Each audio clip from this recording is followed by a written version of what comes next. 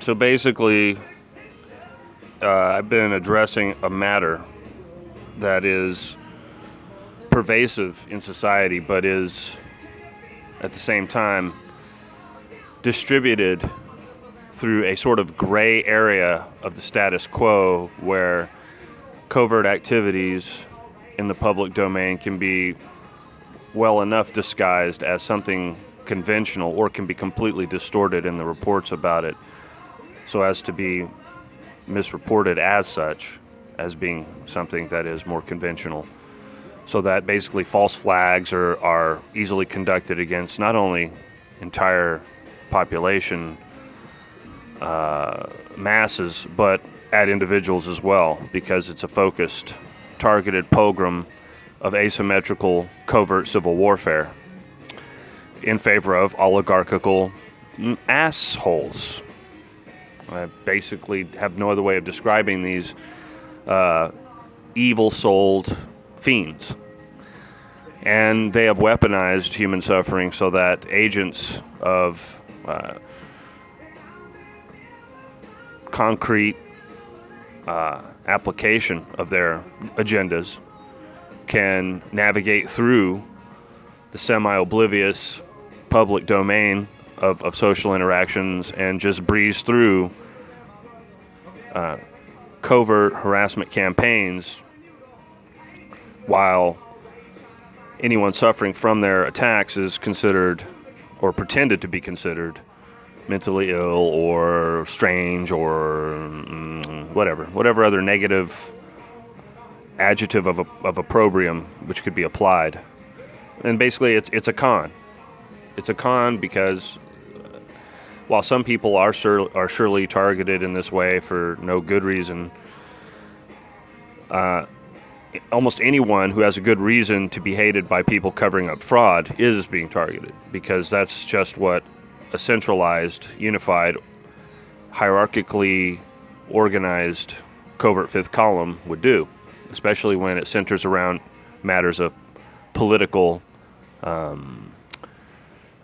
hegemony. So that is reflected, of course, in the gatherings of people for significant events like the election of an official, where you can see very plainly, very patently, the covert fifth columnry involved in the shenanigans which went on with the harassment of Trump supporters or even Bernie supporters by groups that were no doubt fundamentally linked with the opposition, which controls the fake stream media. But this same group also has managed to set up for itself, as it were, a parallel civilization, or how about just a parallel cult to society, which parasitically operates upon it under false pretext in order to aggrandize itself. I mean, that's just, doesn't matter what form that takes in the legal lexicon, whether we're talking about international corporations, banking cartels, institutions of government, institutions of cultural authority, such as universities or media concerns, the entertainment industry.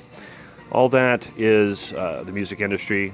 This is a situation where whoever does have a controlling interest in all those stakes of social programming is definitely, and which means it's both the initiation, continuing, and completing of agendas using social action. Well, whoever controls that covertly through the mechanisms of covert fifth columnry, which I've already discussed, is the actual threat to the public. I mean, right there, the fraud that they're conducting. Right now, for example, with the barrage of false propaganda at people who are doing actual journalistic work and who are actually meaningfully interpreting the events going on in the world around them consistently and according to right principles, instead of basically being full of shit lackeys to a counterfeit currency racketeering scheme, which has disguised itself as a too big to fail pseudo-economic concept. And that has been the actual situation. So therefore, they have their paws on basically counterfeit money in quantities necessary to skew events in society readily and with great effectiveness, partly due to its covertness, by being disguised as certain types of commodity chains which work with them, like the mainstream media, the fake stream media, but also Hollywood concerns, basically anyone in any industry that's perverse enough to join in with the fifth column, right, which is the crony capitalist way. But it's not any different in what it devolves into, which would be a communist or socialist system, a collectivist system, controlled by the same de facto oligarchical royalty. So with that situation being the one that we're in, it's hard to escape the proper amount of despondency when contemplating outcomes. It looks rather as though the outcome we're going to witness is the logical consequence of the causes which are its etiology, which will be that this will have a very unpleasant end. I mean, that's just people that think they're going to survive it, maybe have a wonderful paradise somewhere, or reform society or the culture in a meaningful way by the changing of an administration to something that resembles the platform that Trump projected for running on. I mean, if they think that it's actually going to necessarily manifest, well, it's going to manifest as a lot of conflict if it's actually genuine. And that conflict is going to be more severe in its vitriol than any other conflict that has ever existed in history, because it's so fundamental. Like some have said, when there's something about the society which is freest, so that whenever they succeed big, but when they fail big. So the demonstrable existence of a covert technologically augmented and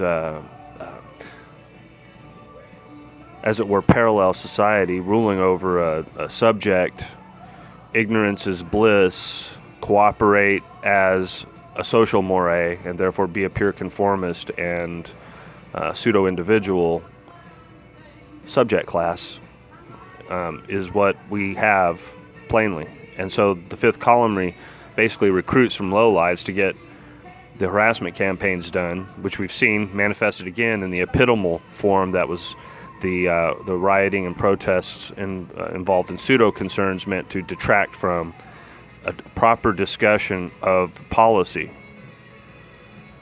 And similar types of tactics were used in the Republican primaries in order to attack a common target with the other group, which are the loyal opposition, because they all serve they serve as demagogues to create publicly consumed street theater on a national level so that people will not think about the issues accurately and will be deluded into all sorts of deceptions and manipulations. So that's how that is set up to operate, obviously. Anyone who really understands the world understands that that's how it is structured.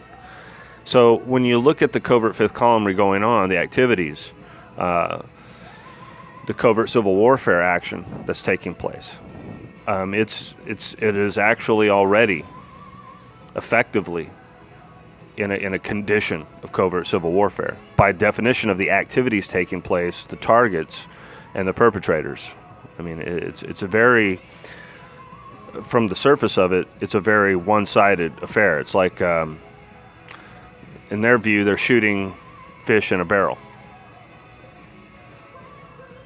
So given the methodologies and technologies being employed, which aggravate the evil of this conduct in the first place, there's also a very valid basis for saying that the world is one of the worst possible ones that could exist. It's deplorable in its moral atmosphere. It is death to virtue. It is death to everything to which it pays lip service. It's ridiculous. It's so absurd.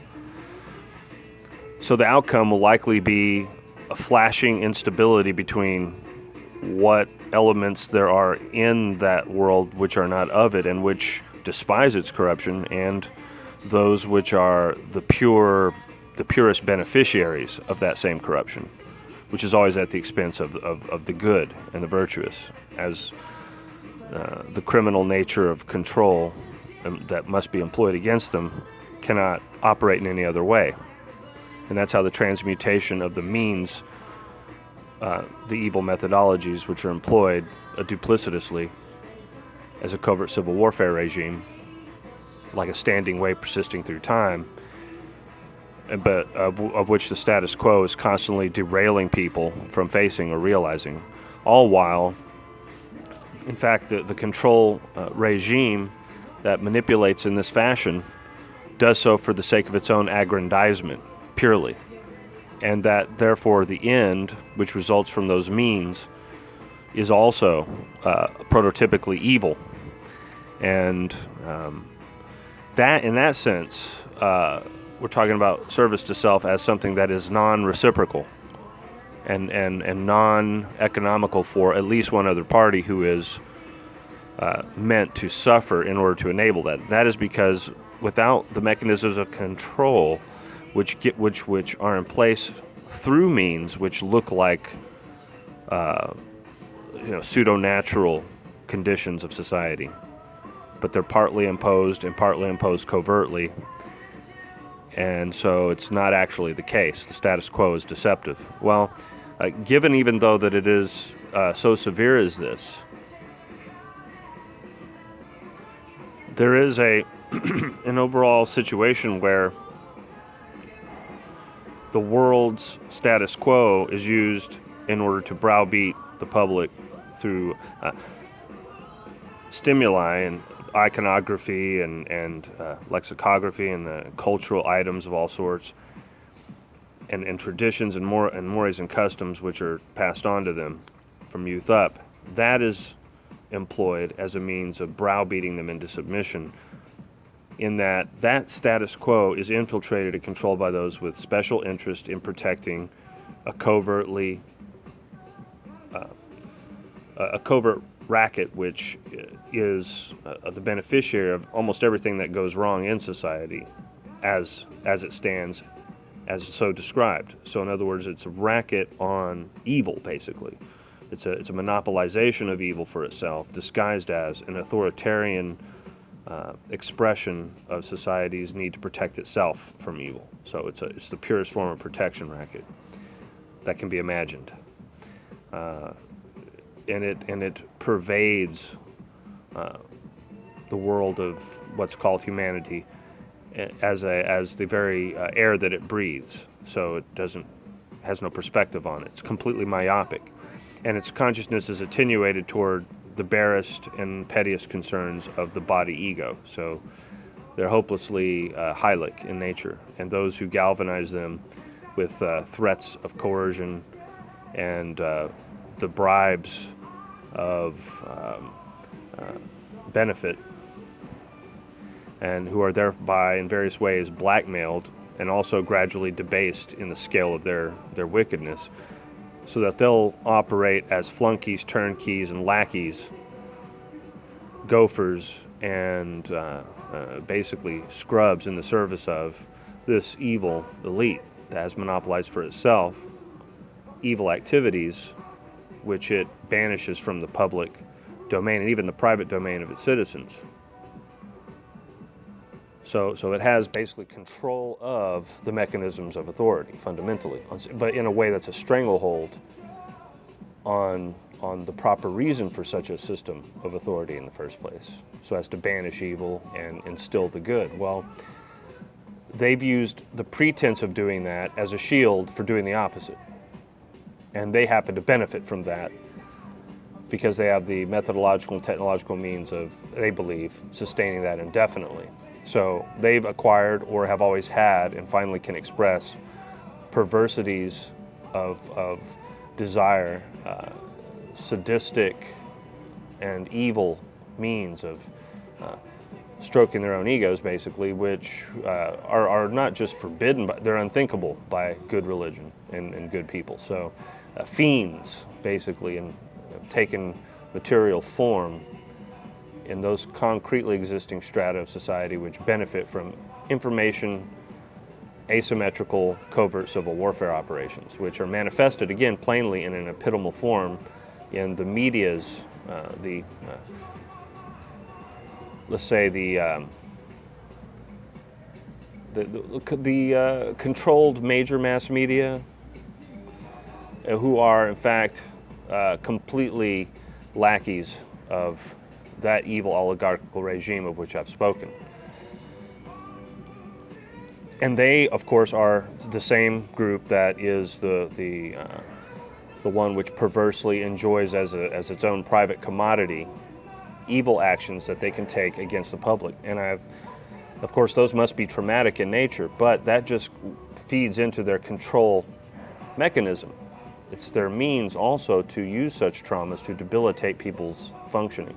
So in other words, they actually use organized crime as a method of ruling, but they have to keep it covert by using false flag operations and public opinion distortions which suit their agendas. So that maximum plausible deniability is always theirs, and minimized for those they would seek to control. And most people will look the other way or avoid being the target of that activity as much as possible, or will even participate in it in various degrees of willingness and wittiness in order to save their own hides. I mean, there is some small grist of decency, honor, and dignity left in people, but it's ground out in a huge swath, in I'd say a huge swath of people, and they happen to have gravitated toward the zones of benefit, the green zones of this evil, fraudulent mechanism, which passes itself off as de facto society. So that condition being the way it is, it explains a lot more phenomena than any other that has ever been put forward, and it superscribes them into itself as subset narratives that it identifies as falsified, or let's just say inflated lip service to very distorted versions of mores which should have existed and do not actually exist in that society, which are in fact completely delegitimized in the actual goings-on in the tiers of authority which pretend to promote the maximum advantage of being able to prevent persistent occurrences of those evil actions, those fraudulent evil rackets that they simultaneously do run or work with those who do. It doesn't matter that not all of the elements of that system are equally culpable. It just matters that the overall system achieves ends which accrue maximum benefit to those who are. And that's exactly how parasites work. They could care less about whether or not the host is benefited one way or another, as long as it yields maximum advantage to them in turn. So they even prefer, just as if you might think of the rider of a horse that was domesticated as being someone who abused that animal by taking it out of its natural environment and then in training it to work as a slave for him, basically, although a well-kept one, perhaps, that's still to the advantage of the master of that animal. So while that might not be how they idealize or how they idealize their treatment of those animals, that's how it actually functions, so that you can understand why they would benefit the animal. Well, that's how the parasite does allow for and cultivate some aspects of thriving of those that they seek to conquer through these mechanisms of, again, asymmetrical information, covert civil warfare, which is exactly what best explains the phenomena that we see in the media and the culture, as well as explaining causes of corruption, both historically and in the present day, which revolve around counterfeiting rackets and the usurpation of technology's function from benefiting society to being weaponized against it while benefiting only the few who control this process. We're basically looking at the attempt at a perfect crime on the grandest scale we can reasonably imagine. And so while there might be some positive features at play in this pageantry of tragedy, they don't necessarily spell out anything other than, again, the final light show before the apocalyptic ending of a rather horrific movie that's been going on far too long, in my view. And it hasn't shown a tendency to truly become a benign situation. It seems always to tend to worser and worser evils as each epic goes along. And I've never seen such a maximum inversion as I've seen in this world in its current condition. And it just keeps on unraveling to show me more obscenity the longer I look at it. So it's really a hopeless affair in that way. But it's no surprise that there would be pockets of vitality left which help bring on this final death knell to this parasite. I mean, it's going to then do everything it can to kill the host because, one, it has a chance to remain in it for longer doing that than being ejected from the host. And two, even if it can't avoid being ejected, if it manages to kill the host, then it enjoys some energy from that revenge, and that gives it just a little more energy than it would have if it were simply ejected without causing harm or death to the host. So it works to its advantage qualitatively and quantitatively. So you're going to see that. Now look at what they have been playing with, what evil mechanisms have been at their disposal historically and lately. So it looks like a deplorable outcome for everyone, because that's, however, the light of truth and justice still have avid fans in this world, and so they have borne witness to the corruption and rebuked it, and this is not going to pass lightly. But that is a signifier of a more important consequence, which is that the dimensional origin from which those virtuous aspects of some beings in this world are derived, as it were, genetically in their metaphysical substance.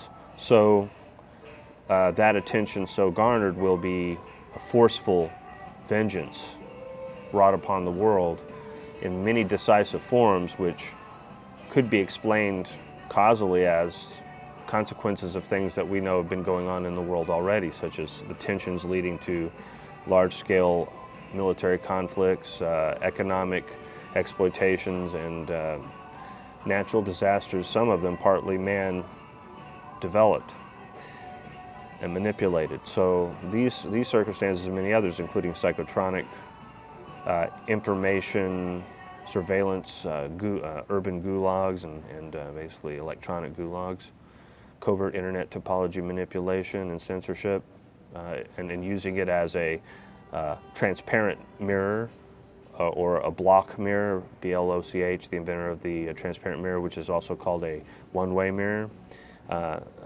It's sort of a methodology of control which goes one way, but it's not revealed. The information about it is also not revealed. It also only goes one way. So the control goes one way and the information feedback about it goes one way. So it's a total master-slave relationship. Well, that's what they've been perpetrating. So the circumstances that's become so severe that in fact it cannot even adjust itself so as to seem less absurd, and so it has to unravel. But that's going to be exacerbated by events brought on by the dimension which benefits from that unraveling, which is which represents the beings who are inversely related to the parasites, so the true host. And so that is what is to be extracted and kept safe and preserved from this final destruction of the corruptible and corrupt world. it doesn't matter that many good things might happen along the way or many outbursts of vindication of values will occur. That doesn't mean that the world's integrity, such as it is a collection of sadistic fibers of corruption deceptively weaving their way through the status quo of people's slavish acceptance, it doesn't mean that that's going to survive. So there's no reason to pretend that in order to be optimistic about one's spiritual survival, that that's going to be based strictly on the moral character of one's actions with regard to the conflict that I've mentioned, and not due to any pretenses that can easily rise to the surface in the public theater of covert civil warfare, which is simply an area of constant contention. And I've seen that demonstrated by some of the operations that were conducted against me, which involve the most despicable degradations of human character in order to be perpetrated. So that's a severe death knell for any notion that the world is redeemable as such, as a whole. Of course not. Not as that parasite which it is, but there will be robust transmutations of the phenomena in it, simply as a result of the separation of good from evil permanently and for eternity. So don't be surprised to see tangible manifestations of that.